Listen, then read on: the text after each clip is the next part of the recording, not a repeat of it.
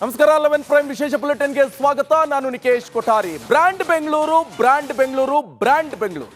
ಸರ್ಕಾರ ಮಾತೆತ್ತರೆ, ಅದರಲ್ಲೂ ಕೂಡ ಡಿ ಕೆ ಶಿವಕುಮಾರ್ ಇದನ್ನೇ ಹೇಳ್ತಾ ಇರ್ತಾರೆ. ಆದ್ರೆ ಕೇವಲ ಬೇಸಿಗೆ ಮಳೆಗೆ ರಾಜಧಾನಿ ಬೆಂಗಳೂರು ತತ್ತರಾಗಿ ಹೋಗಿದೆ.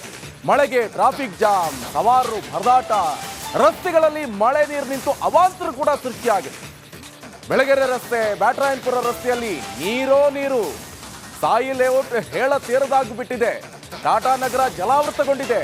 ಸಾಯಿ ಲೇಔಟ್ನಲ್ಲಿ ಮನೆಗಳಿಗೆ ನೀರು ನುಗ್ಗಿದೆ. ಬಿಬಿಎಂಪಿ ಕಂಟ್ರೋಲ್ ರೂಮ್ಗೆ ಅಧಿಕಾರಿಗಳು ಭೇಟಿಯನ್ನು ಕೊಟ್ಟಿದ್ದಾರೆ. ಬಿಬಿಎಂಪಿ ಮುಖ್ಯ ಆಯುಕ್ತ ಮಹೇಶ್ವರ್ ರಾವ್ ಅವರು ಭೇಟಿಯನ್ನು ಕೊಟ್ಟಿದ್ದಾರೆ. ನೋಡಿ, ಈ ಸಾಯಿ ಲೇಔಟ್ ಯಾವಾಗ ಮಳೆ ಬಂದರೂ ಕೂಡ ಮುಳುಗಡೆ ಆಗಿ ಹೋಗುತ್ತೆ. ಜೊತೆಗೆ ಈಗಾಗಲೇ ಎಲ್ಲೆಲ್ಲಿ ಮಳೆ ನೀರು ನುಗ್ಗಿದೆ. ಟಾಟಾ ನಗರ ಕಂಪ್ಲೀಟ್ ಆಗಿ ಜಲಾವೃತ. ಸಾಯಿ ಲೇಔಟ್ ಮನೆಗಳೊಳಗೆಲ್ಲ ನೀರು ನುಗ್ಗಿದೆ. ರಾತ್ರಿ ನಿದ್ರೆ ಮಾಡ್ತಾರಾ ಅಥವಾ ಮನೆಯಲ್ಲಿರುವಂತ ನೀರನ್ನ ಹೊರಗೆ ಹಾಕ್ತಾರಾ? ಬಿಬಿಎಂಪಿ ಅಧಿಕಾರಿಗಳನ್ನು ಕರೆಸಬೇಕು, ಅವರೇ ಹೊರಗೆ ಹಾಕ್ಬೇಕು. ಅವರಿಗೆ ಒಂದು ಚೊಂಬು ಅಥವಾ ಬಕೆಟ್ ಅನ್ನ ಕೊಡಬೇಕು. ಬಿಬಿಎಂಪಿ ಅಧಿಕಾರಿಗಳಿಗೆ ನೀರು ಮನೆಯೊಳಗೆ ನುಗ್ಗುತ್ತಲ್ಲ, ಆ ನೀರನ್ನ ನೀವೇ ತೆಗಿಬೇಕಂತ ಹೇಳಬೇಕು. ಯಾರು ಸಚಿವರು ಇರ್ತಾರೆ, ಯಾರು ಅಧಿಕಾರಿಗಳಿರ್ತಾರೆ, ಅವರಿಗೆ ಒಂದು ಚೊಂಬು, ಒಂದು ಬಕೆಟ್ ಕೊಡಬೇಕು. ಒಳಗಡೆಯಿಂದ ನೀರನ್ನ ಹೊರಗಾಕಿ ಅಂತ ರಾತ್ರಿ ಪೂರ ಅವರಿಗೆ ಅದೇ ಕೆಲಸ ಕೊಡಬೇಕು.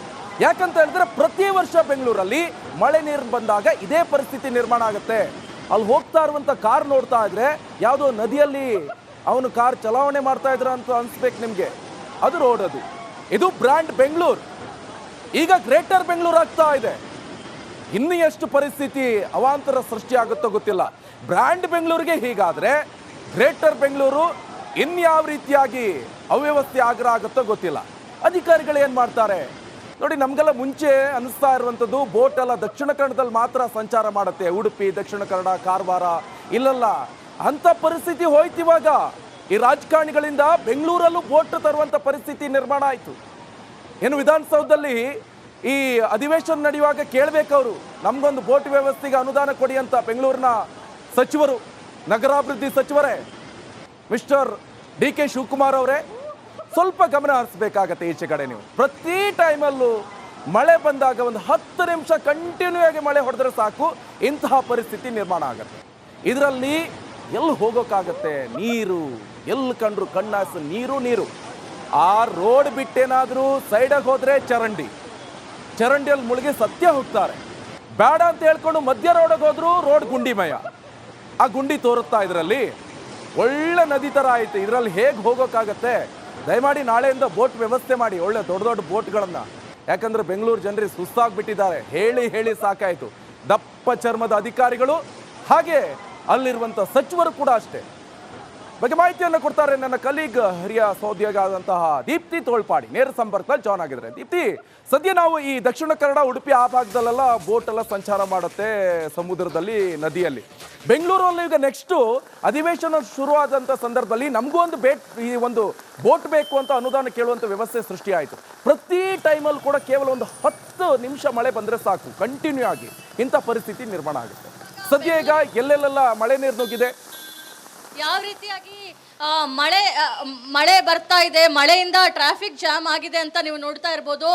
ಅಂದ್ರೆ ಪ್ರಮುಖವಾಗಿ ಬೆಂಗಳೂರಿನಲ್ಲಿ ಕಳೆದ 6 ಗಂಟೆಯಿಂದನೂ ಕೂಡ ಮಳೆ ಸುರಿತಾ ಇರುವಂಥದ್ದು. ಎಲ್ಲೋ ಒಂದು ಕಡೆ ಇದು ಪೂರ್ವ ಮುಂಗಾರು ಮಳೆ. ಈ ಪೂರ್ವ ಮುಂಗಾರು ಮಳೆಗೆ ಸಾಕಷ್ಟು ಕಡೆಗಳಲ್ಲಿ ಅನಾಹುತಗಳು ಕೂಡ ಆಗಿರುವಂಥದ್ದು. ಈಗಾಗಲೇ ಬಿಬಿಎಂಪಿ ವ್ಯಾಪ್ತಿಯಲ್ಲಿ 10ಕ್ಕೂ ಹೆಚ್ಚು ಕಡೆಗಳಲ್ಲಿ ಮರ ಬಿದ್ದಿರುವಂಥದ್ದು, 20ಕ್ಕೂ ಹೆಚ್ಚು ರೊಂಬೆ ಕೊಂಬೆಗಳು ಬಿದ್ದಿರುವಂಥದ್ದು.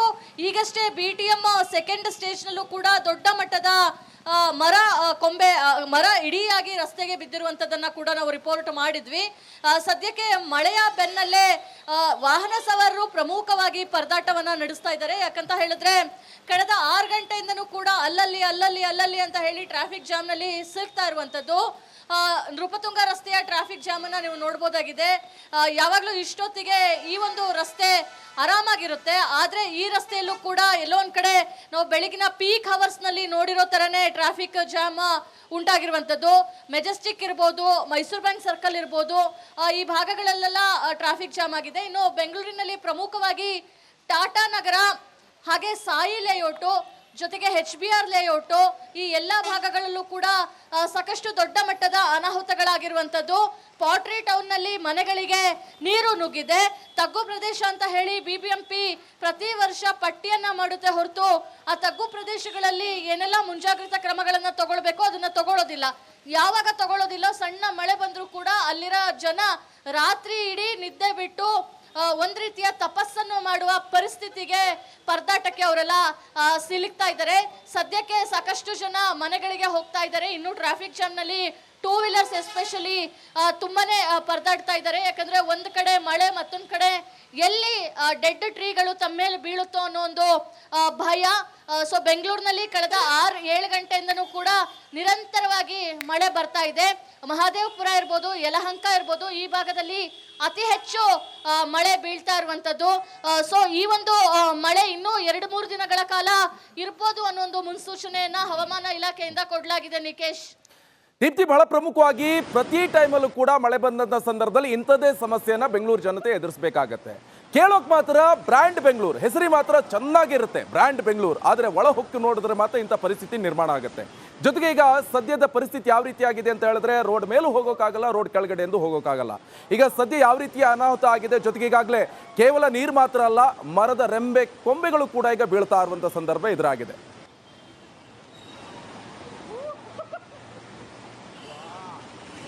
ನಿಕೇಶ್, ಆಗ್ಲೇ ಹೇಳಿರೋ ಹಾಗೆ ಪಾಟ್ರಿ ಟೌನ್ ನಲ್ಲಿ ಮನೆಗಳಿಗೆ ನೀರು ನುಗ್ಗಿರುವಂತದ್ದು. ಸಾಯಿ ಲೇಔಟ್ ನಲ್ಲೂ ಕೂಡ ಮನೆಗಳಿಗೆ ನೀರು ನುಗ್ಗಿದೆ. ಇಡೀ ಮನೆಗಳಲ್ಲಿ ನೀರು ನುಗ್ಗಿರುವಂತಹ ಬೆನ್ನಲ್ಲೇ ವಸ್ತುಗಳೆಲ್ಲ ಚೆಲ್ಲಾಪಿಲ್ಲಿ ಆಗಿರುವಂತದ್ದು.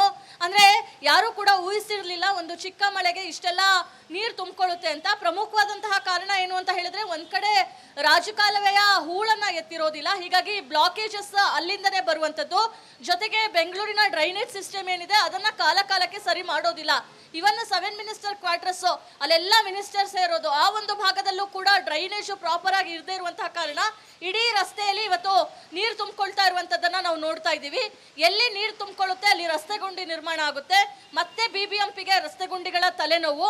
ಒಂದ್ ಕಡೆ ಮಳೆಗಾಲಕ್ಕೆ ಮಾತ್ರ ಪ್ರಿಪರೇಷನ್ ಅಂತ ಹೇಳುವಂತಹ BBMP ಅವರು ಪ್ರೀ ಮಾನ್ಸೂನ್ ಶವರ್ ಬರುತ್ತೆ ಅನ್ನೋದು ಕೂಡ ಅವರಿಗೆ ಗೊತ್ತಿರುತ್ತೆ. ಯಾಕಂದ್ರೆ ಹವಾಮಾನ ಇಲಾಖೆ ಕಾಲಕ್ಕೆ ಎಲ್ಲ ರೀತಿಯ ಮಾಹಿತಿಗಳನ್ನ ಕೊಡ್ತಾ ಇರುವಂತಹ ಸಂದರ್ಭದಲ್ಲಿ ಎಲ್ಲ ರೀತಿಯ ಮುಂಜಾಗ್ರತಾ ಕ್ರಮಗಳನ್ನ, ಅದಕ್ಕೆ ಏನೆಲ್ಲ ಅಗತ್ಯ ಕ್ರಮಗಳನ್ನ ನಿರ್ವಹಣೆಯನ್ನ ಮಾಡಬೇಕು ಅದನ್ನ ಮಾಡ್ಕೊಳ್ಬೇಕಾಗುತ್ತೆ. ಆದ್ರೆ BBMP ಮನಸ್ಸು ಮಾಡಿದ್ರು, DCM ಮನ್ಸದು ಮಾಡಿದ್ರು, ಅಧಿಕಾರಿಗಳಿಗೆ ಮಾತ್ರ ಬೆಚ್ಚಿಗೆ ಮನೆಯಲ್ಲಿ ಇರ್ತಾರೆ. ಬಂದಾಗ ನೋಡೋಣ, ದೊಡ್ಡ ಅನಾಹುತ ಅಪಾಯ ಆದಾಗ ನೋಡೋಣ ಅನ್ನೊಂದು ಮನಸ್ಥಿತಿಯಿಂದ ಹೊರಗೆ ಬಂದ್ರೆ ಬೆಂಗಳೂರು ಪ್ಲಾಂಟ್ ಸಿಟಿ ಆಗಿತ್ತು. ಆದ್ರೆ ಈಗ ಯಾವುದೇ ಕಾರಣಕ್ಕೂ ಪ್ಲಾಂಟ್ ಸಿಟಿ ಆಗಿಲ್ಲ. ಎಲ್ಲಂದ್ರಲ್ಲಿ ಸಣ್ಣ ಮಳೆಗೂ ಕೂಡ ಅನಾಹುತಗಳಾಗ್ತಾ ಇದೆ. ಅಧಿಕಾರಿಗಳು, ಸಿಬ್ಬಂದಿಗಳೇನಾದ್ರೂ ಮನಸ್ಸು ಮಾಡಿದ್ರೆ ಈ ಎಲ್ಲಾ ಪ್ರಾಬ್ಲಮ್ಗೂ ಸೊಲ್ಯೂಷನ್ ಸಿಗುತ್ತಲ್ವಾ ಅಂತ ಪ್ರಶ್ನೆಯನ್ನ ಜನ ಕೇಳ್ತಾ ಇದ್ದಾರೆ. Nikesh, okay, thank you Deepti ನಿಮ್ಮೆಲ್ಲ ಮಾಹಿತಿಗೆ.